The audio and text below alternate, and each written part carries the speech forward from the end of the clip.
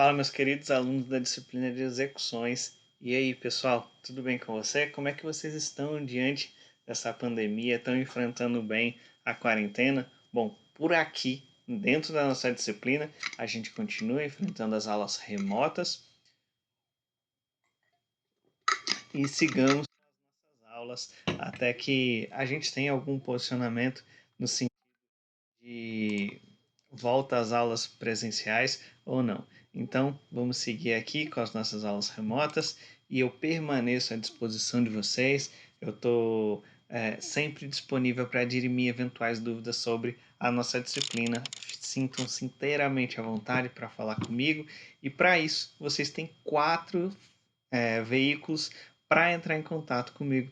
Pode ser aqui através do YouTube, vocês podem falar comigo através do WhatsApp, vocês podem falar comigo também através do Moodle e vocês podem falar comigo através do e-mail. Lembrando que lá no Moodle, toda a aula que eu estou lançando, eu coloco um tópico de fórum e o tópico de fórum a gente pode discutir eventuais dúvidas sobre a nossa disciplina, certo? E hoje a gente vai para uma aula muito boa, uma aula que eu gosto bastante, porque eu tenho uma certa atuação nessa área e é muito satisfatório atuar nessa área. A gente vai falar hoje de execução de alimentos. Isso mesmo, esse é um assunto que é frequentemente debatido e é um assunto muito delicado, que é o assunto de direito de família. Sempre que envolve direito de família, é um assunto que ele é frequente, porque todos convivemos em família, porque todos temos pelo menos algum contato quando a gente fala a respeito de alimentos e é um tema extremamente, como eu disse, delicado. E assim como há outras disciplinas, né? E os direitos de família, muitos institutos, eles sofreram algumas alterações com o advento do Código Civil, do Código de Processo Civil de 2015. E aqui na nossa seara da execução de alimentos, a gente teve também algumas mudanças. E para isso, eu faço aqui uma ressalva. Tomem muito cuidado para a disciplina, para a doutrina que vocês vão estudar, porque se for uma doutrina anterior a essa de 2015, possivelmente vai estar ali com os artigos desajustados ou até mesmo os próprios conceitos em si bem desajustados. Então, fique aqui o meu alerta, estude sempre com alguma doutrina que esteja atualizada para a nossa disciplina. E sempre fazendo uma ressalva, pode ser que vocês estejam com uma certa dificuldade de encontrar alguma doutrina para estudar a execução. E execução é exatamente isso. É uma disciplina difícil de ser estudada porque ela passa por alterações constantes. Isso mesmo, são várias alterações que elas passam e dentro de um período bem pequeno de tempo. Isso dificulta até mesmo para as editoras permanecerem sempre atualizadas, acompanhando os ritmos destas alterações. E, bom, a gente já falou a respeito dessas possibilidades de atualização, mas, afinal, o que é execução de alimentos? Bom, meus queridos alunos, execução de alimentos é o meio pelo qual pode ser cobrado o devedor de alimentos das parcelas que se encontrem em atraso. Esse alimentando, ele pode requerer judicialmente que o devedor pague o que deve. E para isso é necessário que ele tenha e que ele possa promover essa execução, e para a promoção dessa execução é necessário dois requisitos, os quais vocês já sabem. E se por acaso você não sabe, bom, volte algumas casas, porque isso é uma parte bem básica da nossa matéria. E para isso, trazendo aqui para a questão da execução do alimentando, dos alimentos, a gente tem que, para que ele promova essa execução judicialmente, é necessário que ele tenha esse título executivo, que é um título executivo que ele pode ser judicial ou até mesmo extrajudicial. E que, evidentemente, que haja o inadimplemento, conforme a gente já conversou. Nas novas formas de família e com essa possibilidade cada vez mais fácil da gente fazer o divórcio, é muito comum a gente ver pais separados. E preste atenção aqui, que eu estou falando tanto no sentido de genitores. E eu quero que vocês tenham isso para o resto da aula, tá bom? Quando eu falar pais, eu não estou falando apenas do homem ou eu estou falando apenas da mulher, que sempre vai requerer. Enfim, a gente tem ambos os casos, a gente tem também diversos estándares familiares. Esses estándares familiares eles podem, inclusive, ser formados pela questão de ideologia sexual, de homem com homem, mulher com mulher, enfim, tem vários estándares. Eu quero que vocês desapeguem desse modelo padrão que a gente tem embutido na nossa cabeça, que é sempre o homem que vai pagar a pensão para a mulher. Bom, vamos quebrar esse paradigma, tá bom? Porque a nossa realidade, como eu falei, ela está completamente diferente. A gente tem diversas situações, em que a mulher pode também pagar para o homem e o alimentando esse filho menor pode ficar sobre os cuidados do homem e a mulher presta esse pagamento de pensão. Isso, de certa forma, é até mesmo interessante porque a gente consegue começar a observar uma inserção da mulher no mercado de trabalho ao ponto de que ela tenha o preenchimento do binômio quando a gente fala de alimentos. E esse binômio é a possibilidade e a necessidade. Ou seja, a mulher ela começa a ter essa possibilidade de prestar esses alimentos. Eu sei que muitas batalhas ainda têm que ser feitas para que haja essa sociedade igualitária. Eu tenho a plena convicção disso, assim como eu tenho uma ideia de que alguns pontos já estão subindo, esse degrauzinho dessa escada aí já está sendo preenchido aos poucos. E o que é interessante também a gente dizer nessa parte introdutória é que esse exequente, ele é o filho menor, certo? Ou até mesmo um ex-esposo ou ex-esposa que tenha um título executivo. E esse título executivo de alimentos ao seu favor e que proponha ação de execução de alimentos quando o devedor não esteja cumprindo com a obrigação de pagamento corretamente, conforme já determinado por esse título. E o que mais vemos para esse tipo de ação é o filho como exequente, mas sendo representado por um representante legal. Ficou um pouco redundante, mas é exatamente isso. A gente vê esse filho menor, ele sendo representado por um maior, por uma pessoa maior, talvez pelo pai ou talvez pela mãe. Esse pode ter como esse representante legal. E afinal, a gente já falou sobre a execução de alimentos, a gente já traçou alguns pontos, alguns conceitos básicos, mas o que vem a ser alimentos? O que pode ser objeto de um pleito de execução? É importante deixar isso claro também.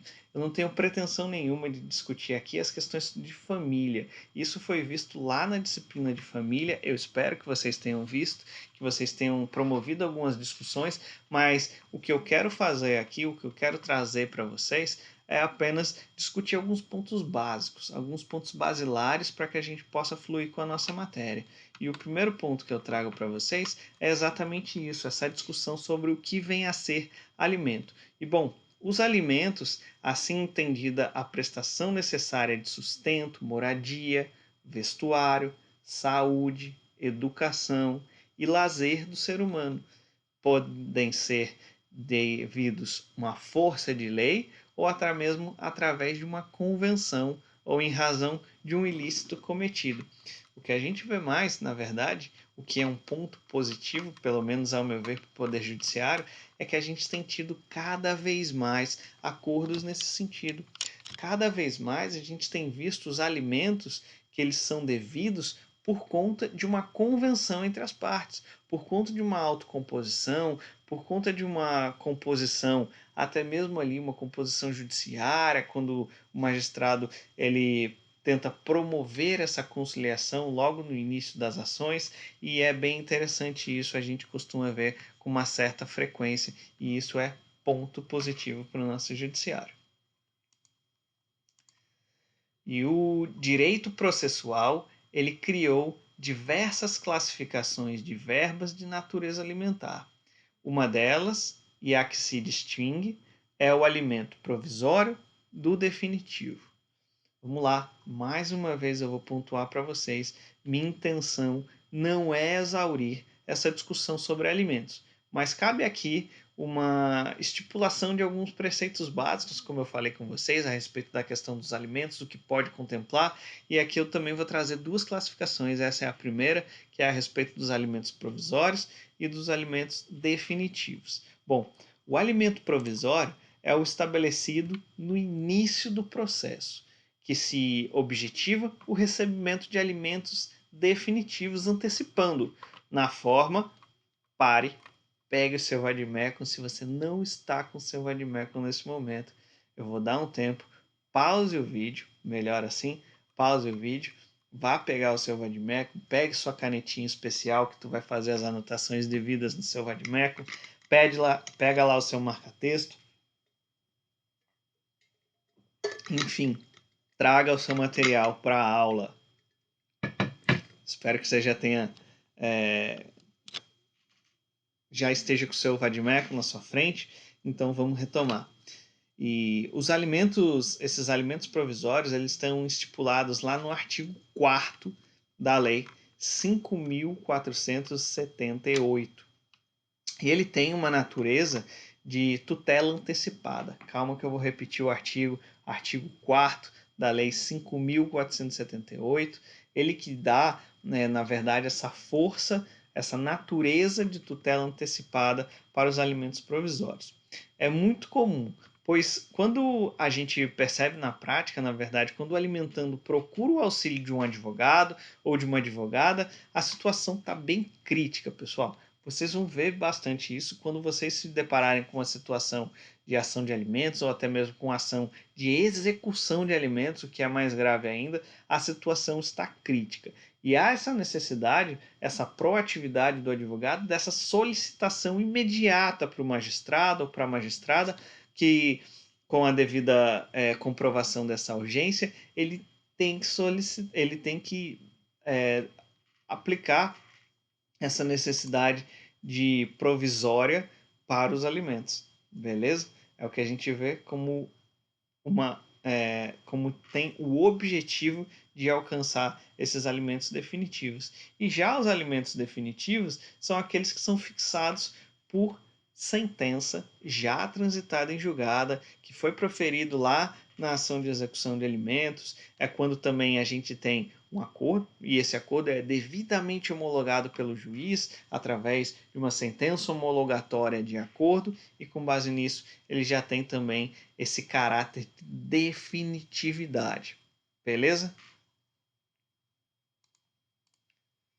E o outro ponto que eu trago aqui é o seguinte: ainda a título classificatório, tem-se que os alimentos podem ser legítimos ou voluntários ou negociais ou indenizatórios.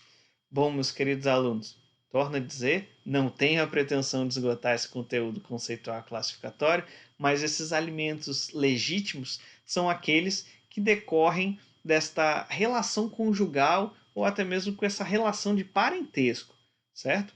Já os alimentos voluntários ou negociais são aqueles que são pactuados por uma via de negócio jurídico, que pode ser feito por intervivos ou até mesmo em decorrência de causa-mortes. Então, é um acordo, é um pacto que é feito, e nesse pacto é estipulado que vai haver esse pagamento desses valores a título de alimentos. E por fim, a gente tem os indenizatórios. E os indenizatórios, eles decorrem do dever de indenizar por ato ilícito ou apresentam tratamento legal do artigo, pegue aí novamente, pelo artigo 533 do Código de Processo Civil. Olhem aqui, se vocês não pegarem o vadimécum, pegue mais uma vez, marque esse importante artigo 533 do nosso Código de Processo Civil. E aqui eu tenho para vocês uma primeira pergunta, uma pergunta que por favor, eu peço que vocês respondam para que isso colabore com esse ponto de aprendizado. E a pergunta que eu tenho é a seguinte: qual é o foro competente para que a gente possa promover essa execução de alimentos? E aí, o que vocês acham? Enquanto eu bebo água, pode falar que eu estou te ouvindo.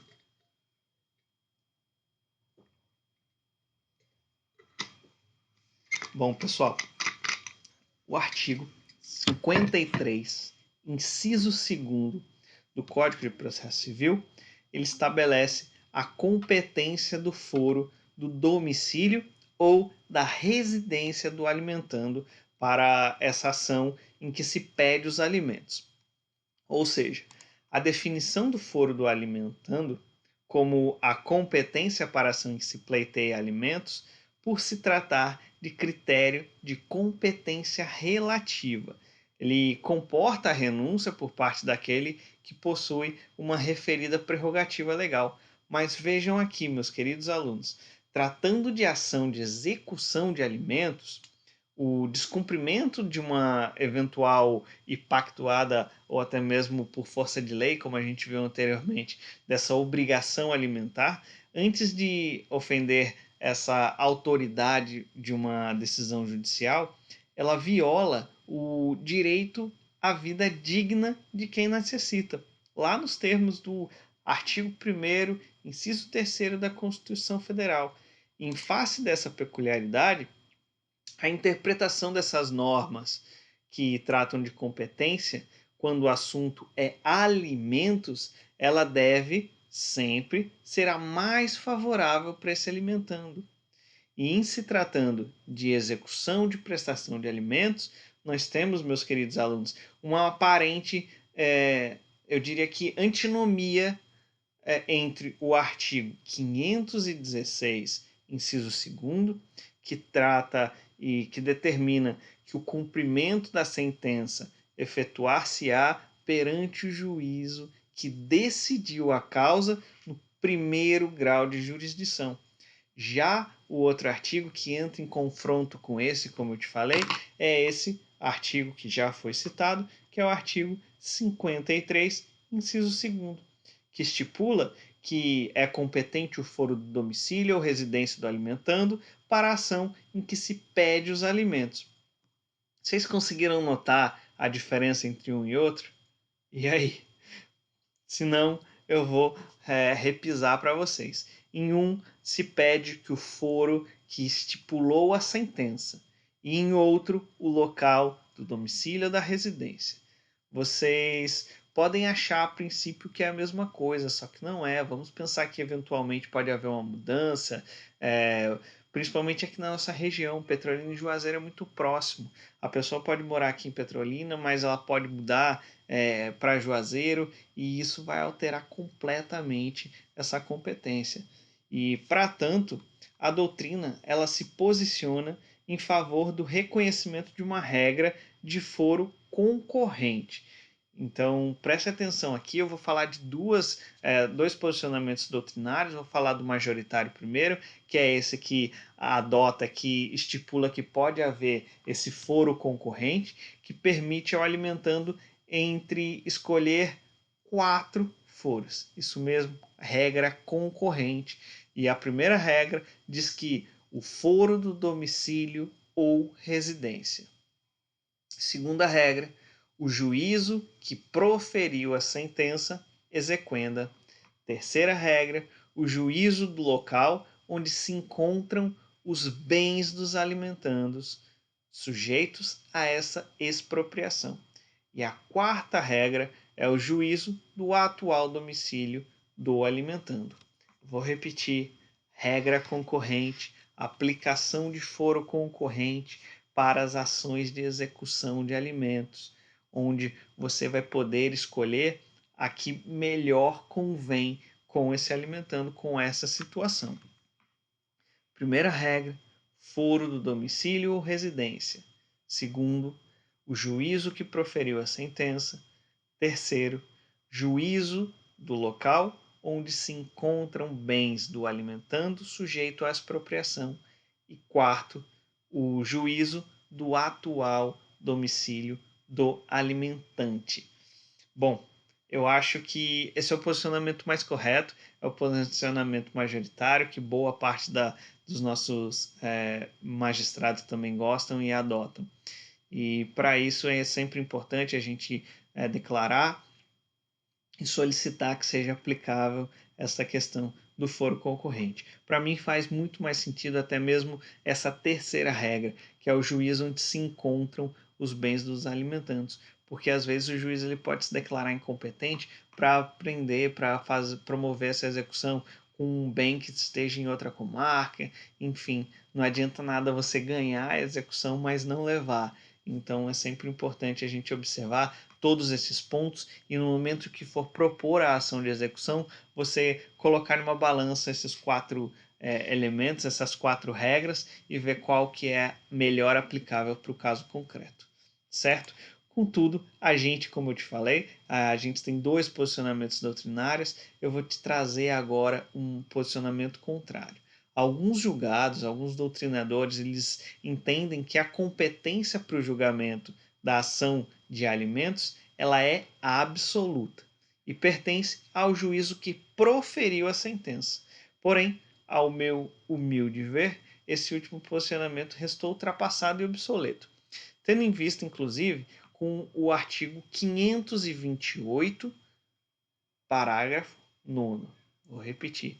Artigo 528, parágrafo 9º, que permite que o exequente da ação de alimentos, sem prejuízo dessas opções disponibilizadas no 516, que estipula o foro do atual domicílio do executado, do local onde se encontrem os seus bens ou do local onde deva ser promovida esta execução da obrigação que ela está inadimplida. Em razão disso, é possível promover esse cumprimento dessa sentença no foro do domicílio. Tá certo, pessoal? Ficou claro para vocês essa questão do foro de competência? Ficou claro para vocês a divergência doutrinária, essa aparente oposição entre os doutrinadores e entre os julgados? Eu espero que sim. Se por acaso não foi, já sabem, pode colocar aqui, pode me procurar através do WhatsApp, através do e-mail ou até mesmo através do Moodle, certo? E eu trago aqui agora, nesse momento também, mais uma pergunta para vocês, para que a gente possa desenvolver um tópico de extrema relevância também. E a pergunta é a seguinte: quem detém a legitimidade ativa? E aí? A gente teve já uma discussão a respeito disso. Eu espero que você acerte essa pergunta. Em que pese o credor da ação de execução de alimentos, geralmente trata-se de absoluta ou relativamente incapaz. Ele tem a capacidade de ser parte, mesmo que seja necessário utilizar-se através de uma representação, até mesmo de uma assistência, tá? E um ponto que eu gostaria também de fazer uma ressalva para vocês, de fazer um ponto, frisar um ponto para vocês, é que o Ministério Público ele também possui legitimidade ativa ampla para essa execução de alimentos.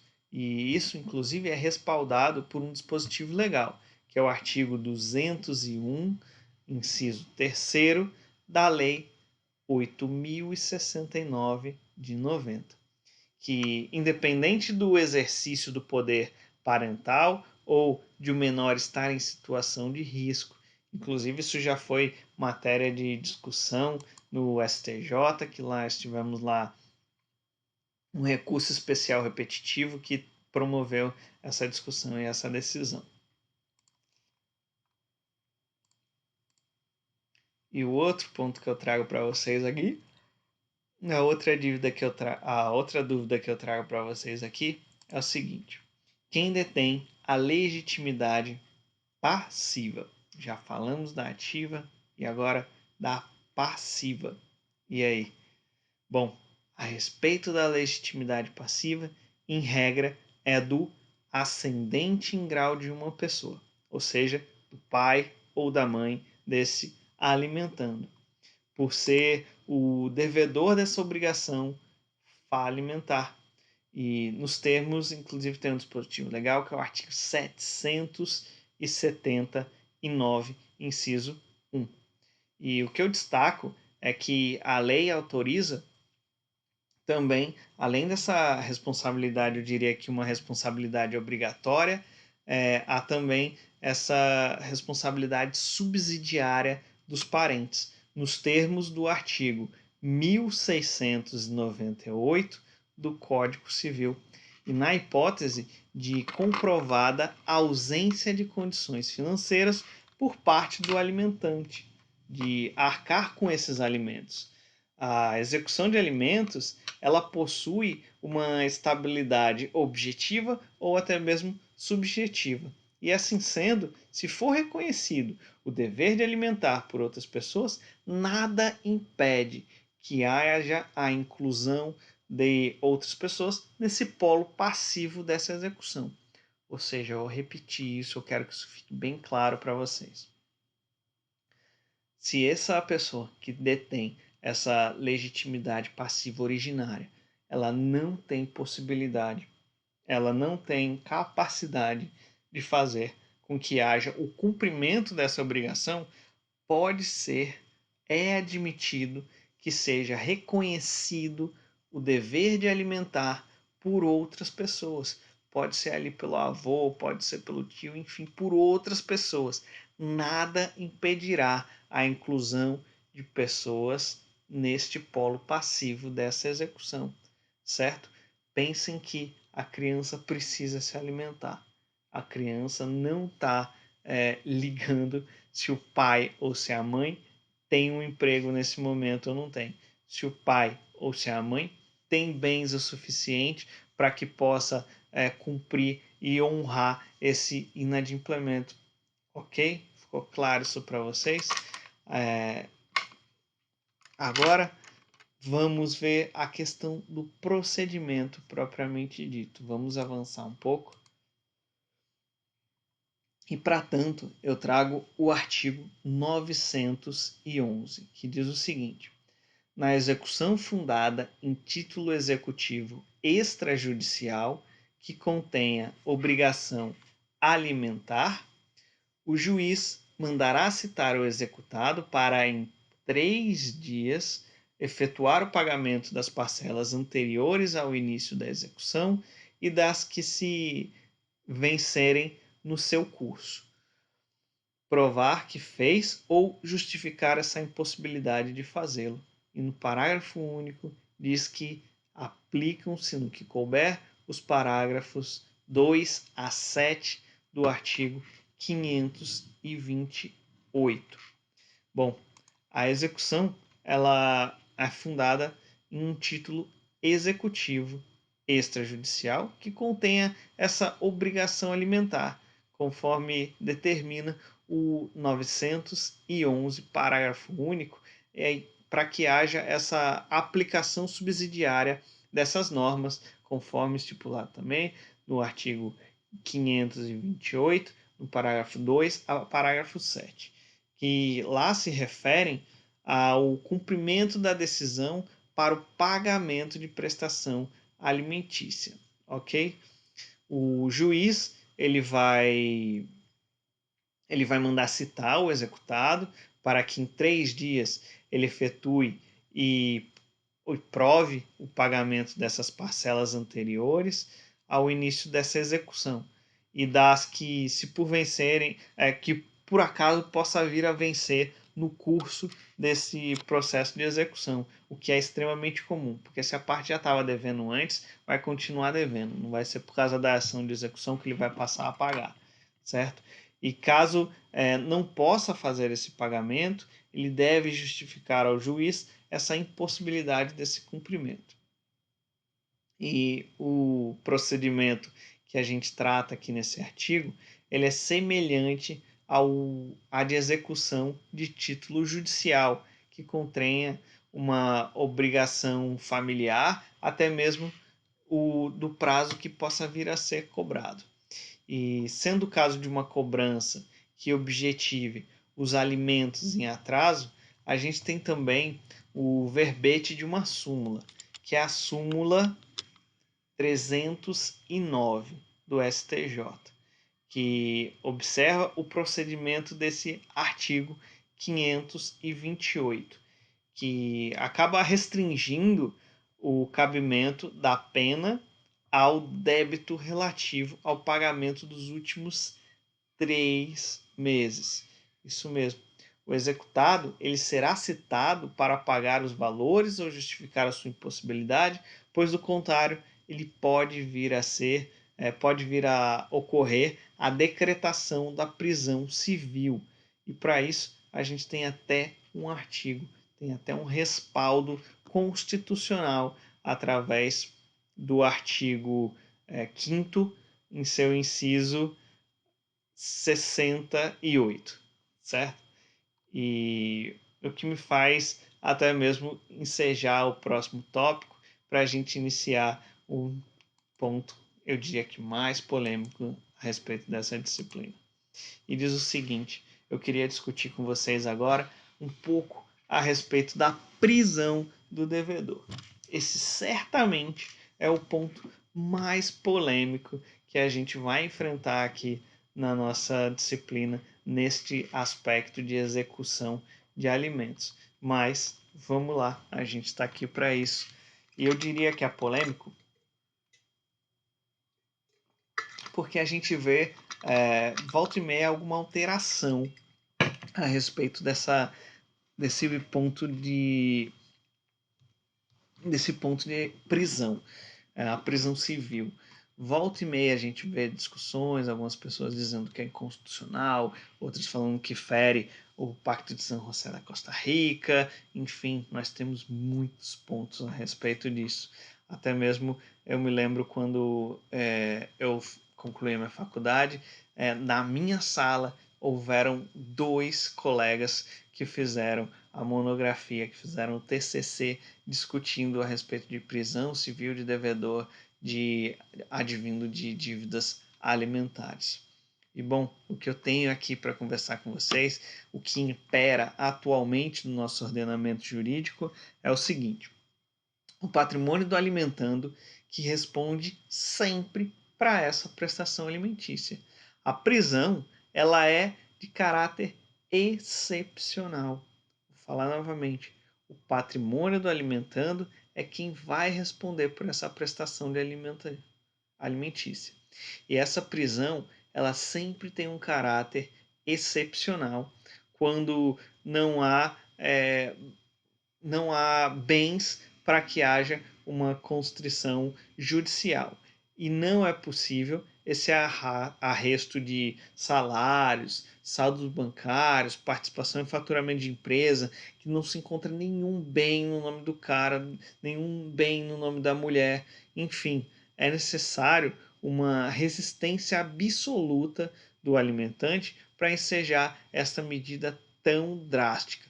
Talvez o nosso maior bem que nós temos é a liberdade. Então, esse cerceamento da liberdade, ela só pode ser dado quando realmente há um ponto muito complexo, um ponto muito difícil, e que não haja saída a não ser decretado essa prisão civil.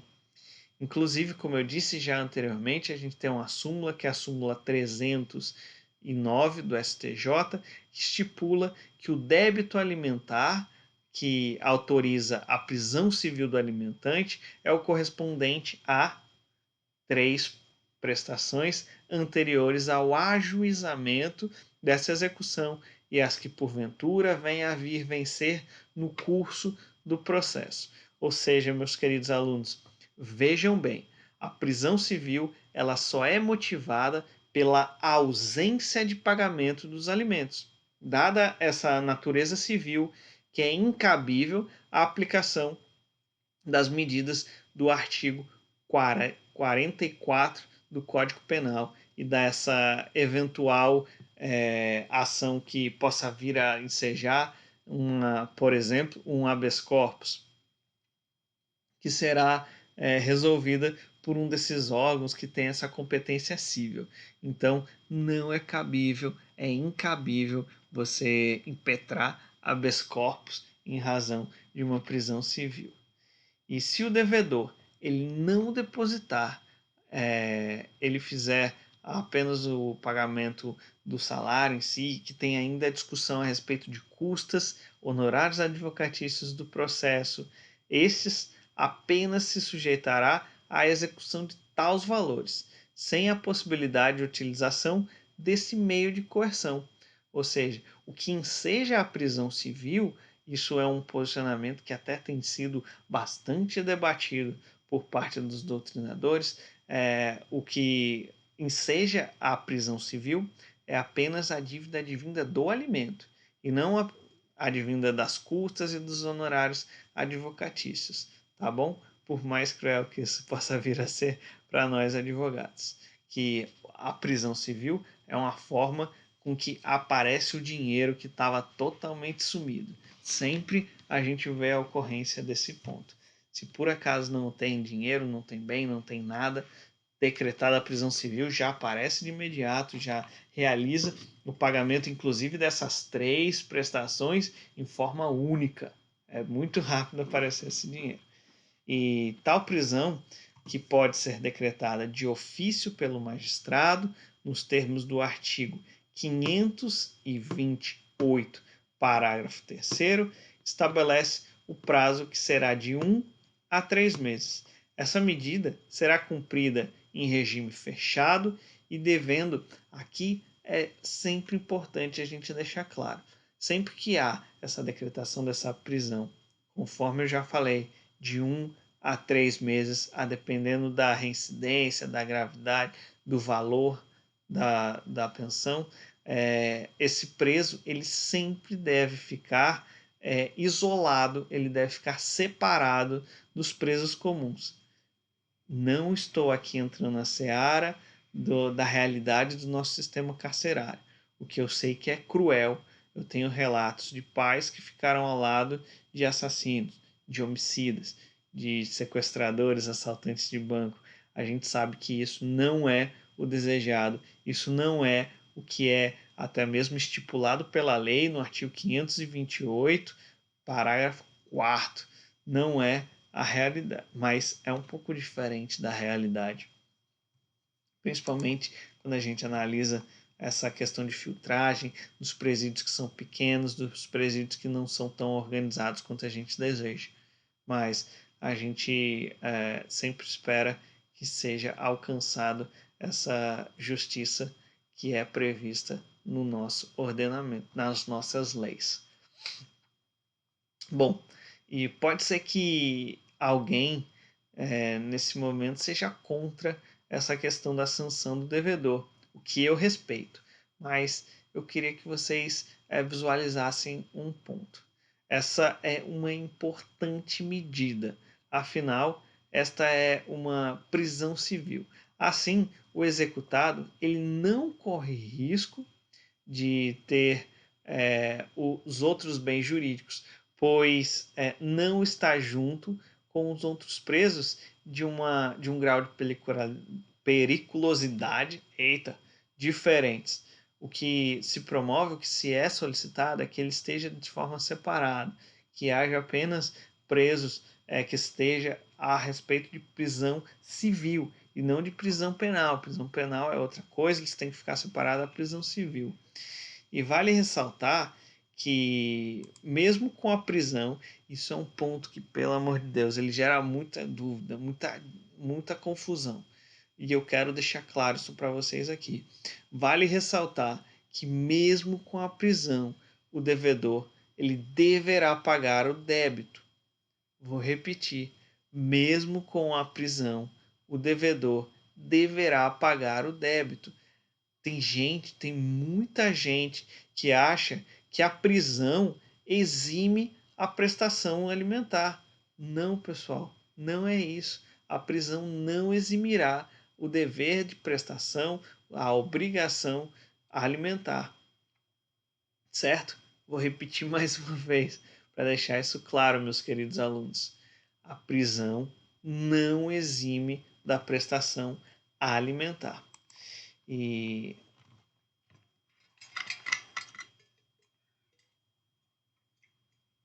além disso, como meio de dar maior efetividade à execução dos alimentos do Código de Processo Civil, a norma prevê a possibilidade, isso é inovação, isso é uma matéria que eu trago para vocês, que é um tanto quanto recente a respeito dessa discussão e poucos advogados apliquem. Por favor, se vocês estagiam nessa área, se vocês têm alguma experiência nessa área, ou se vocês no futuro forem aplicar nessa área, eu trago aqui um ponto bem interessante para vocês, que é a possibilidade de protestar a sentença que fixa os alimentos. O que eu quero dizer com isso?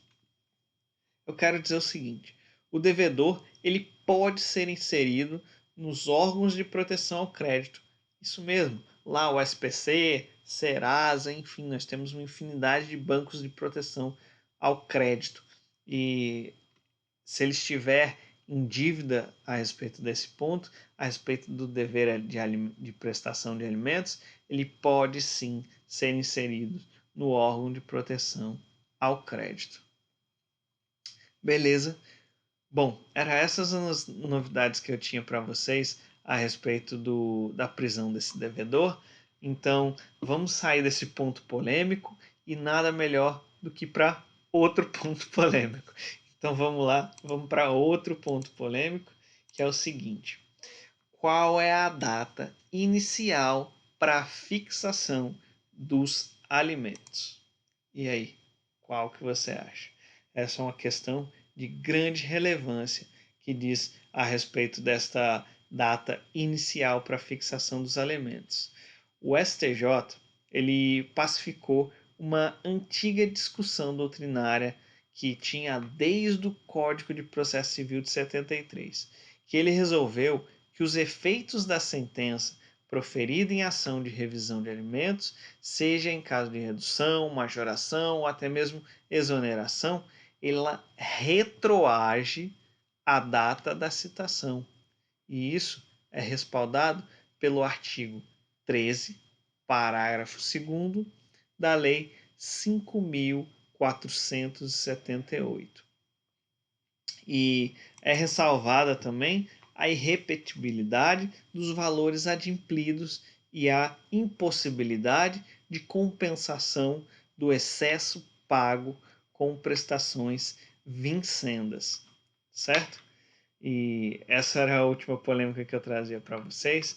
Se não ficou claro essas polêmicas ou se você tem alguma dúvida a respeito de nossa matéria, pode me procurar através aqui dos comentários do YouTube ou através do WhatsApp, através do Moodle ou através de e-mail. Sinta-se à vontade. O que eu não quero que aconteça é que você fique com dúvida, certo?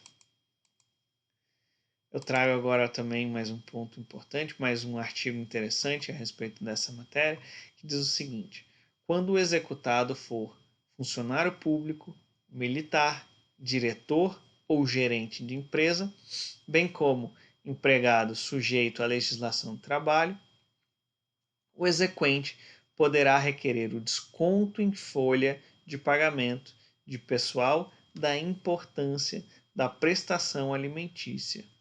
Isso é um ponto bem interessante, porque antigamente a gente que não tinha essa possibilidade de desconto em folha, aí era necessário ficar esperando com que esse alimentante ia lá, resolvesse receber da empresa o valor, depois repassar para o representante legal da criança, do alimentando, e isso no meio desse caminho, no meio desse fluxo de transferência de valores, sempre dava problema.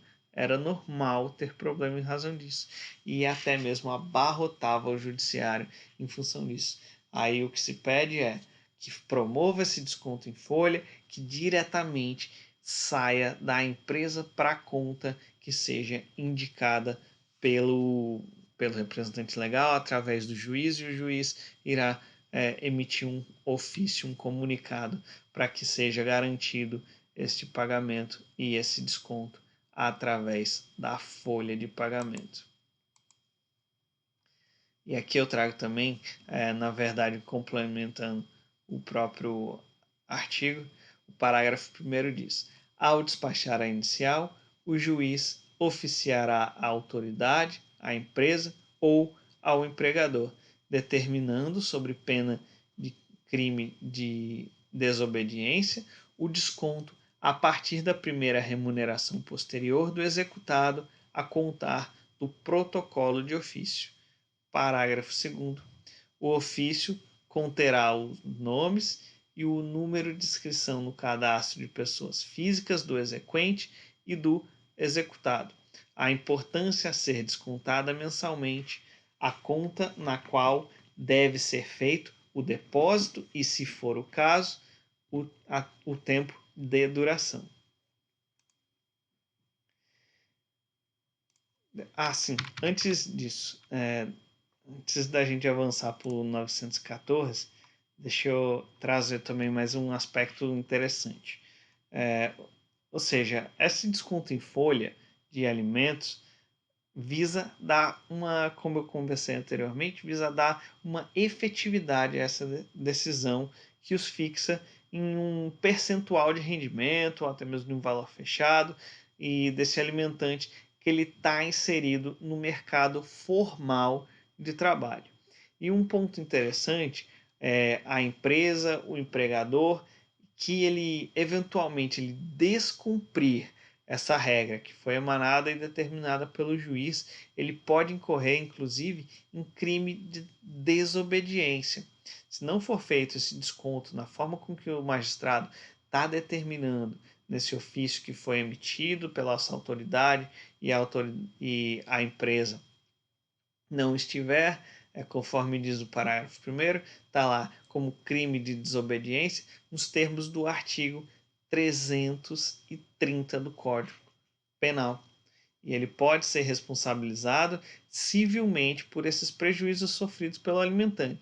Inclusive, presta atenção aqui, inclusive, além desses prejuízos sofridos pelo alimentante, ele pode ser também caracterizado e até mesmo estipulado uma indenização por danos morais a ser fixados, atendendo ao princípio da razoabilidade e da proporcionalidade. Certo? Então, agora eu acho que a gente já pode avançar aqui para o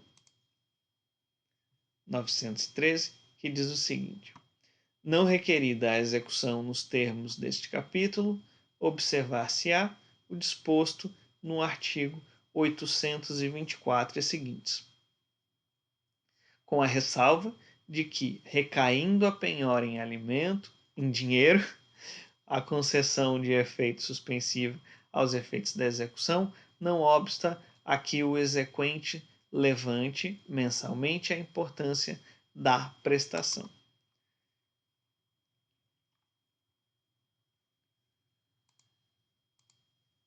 E, bom, pessoal, era isso que eu tinha para falar com vocês, era esses pontos que eu tinha para trazer para vocês. Somente lembrando mais uma vez, eventuais dúvidas, vocês podem entrar em contato, que eu vou dirimir da melhor forma possível, através aqui do YouTube, através do WhatsApp, através de e-mail ou até mesmo através do Moodle, tá bom? Me coloco à disposição de vocês. Na nossa próxima aula, a gente vai tratar de um ponto que está sendo muito aguardado, inclusive já teve até colegas de vocês, teve queridos alunos já que já vieram falar comigo, que é a respeito da execução contra a fazenda pública, e a gente vai tratar também da execução fiscal, tá bom? Valeu, pessoal, até a próxima, vamos em frente, obrigado.